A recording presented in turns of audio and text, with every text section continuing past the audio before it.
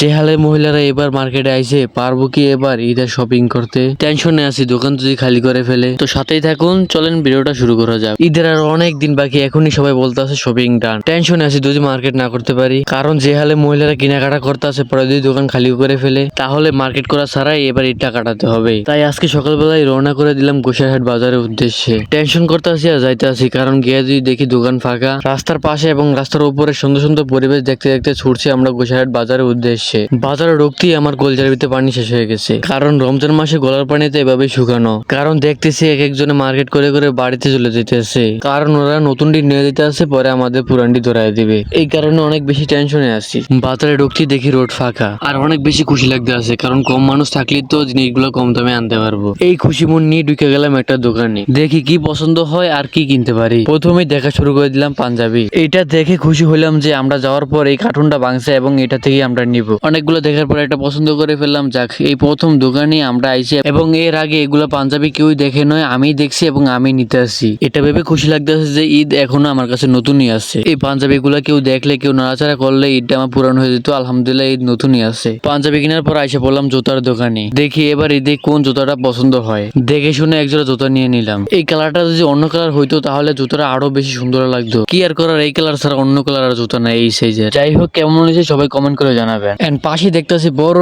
একটা গরুর মাঠ। সে গরুর মাঠে আইসা পড়লাম গরুগুলো দেখার জন্য। আমাদের সৈয়দপুরের ভিতরে গোসাইহাট বাজারের হাটটা কিন্তু অনেক বেশি বড়। আগামী শুক্রবারে আরো অনেক বেশি গরু উঠবে। রোজার ঈদ থেকে কুরবানিতে গরু আরো বেশি ওঠে। তারপরে আইসা পড়লাম মিঠাই নিতে, কারণ আমরা প্রতিদিন ইফতারে মিঠাই পানি খেয়ে থাকি। যেটা ভাবছিলাম সেটাই হয়েছে। এখানে শুধু মহিলাদেরকেই দেখা যায়, যেই দিকে তাকায় সেই দিকে দেখি মহিলারা। পাঞ্জাবে জুতা কিনে একটু বাজার করতে গেছি, আইসা দেখি মহিলারা বেড়ে গেছে। প্যান্ট শার্ট গেঞ্জি আর কিনা হলো না, কারণ দোকানে যদি না ঢুকতে পারি তাহলে কিনবো কিভাবে। এই দুঃখ নিয়ে এখন বাড়িতে যাইতে হবে, আবারও কেনাকাটা করতে আরেকদিন আসতে হবে। এন্ড সামনে এসে দেখি আরো মহিলারা যাইতেছে, ভাবতেছে এই দিয়ে একটা দোকান দিতে হবে। আপনাদের কি মতামত কমেন্টে বলে যাবেন। এন্ড সেদিন বাজার থেকে আসার পর আবার 2 দিন পর রওনা করে দিলাম বাকি কেনাকাটা করতে। দেখি আজকে যদি ভিড় হয় তাহলে একবার শপিং সেন্টারের বাড়িতে এসে পড়বো। এন্ড আজকে কিন্তু অনেক বেশি কুয়াশা পড়ছে। চারিদিকে কুয়াশা থাকার কারণে পরিবেশটা অনেক ঠান্ডা লাগতেছে। তারপরেও আবার আজকে সকাল সকাল বের হয়ে গেছি, কারণ সেই দিনের মতো যদি হয় তাহলে আজকে এভাবে বাড়িতে এসে পড়বো। যাই হোক, আজকে পরিবেশটা কিন্তু অনেক বেশি সুন্দর। কিছুক্ষণ হাঁটার পর এসে পড়লাম মেইন রোডে। আইসাই গাড়ি নিয়ে বের হয়ে গেলাম গোসাইহাট বাজারের উদ্দেশ্যে। আজকে একটু ভালো লাগতেছে, কারণ রোড একেবারে ফাঁকা।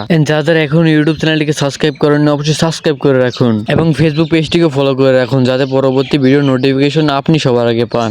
আজকে বাজার আইসা অনেক বেশি ভালো লাগতেছে, কারণ বাজার একেবারে ফাঁকা। যদি এখনই মহিলারা আইসা পড়ে তাহলে ভালো মনটাও খারাপ হয়ে যাবে। মহিলারা একটু ঘরে থাকুন, আমাদের একটু মার্কেট করতে সময় দেন। আমাদের কেনাকাটা শেষ হলে আপনারও কেনাকাটা শুরু করে দিন।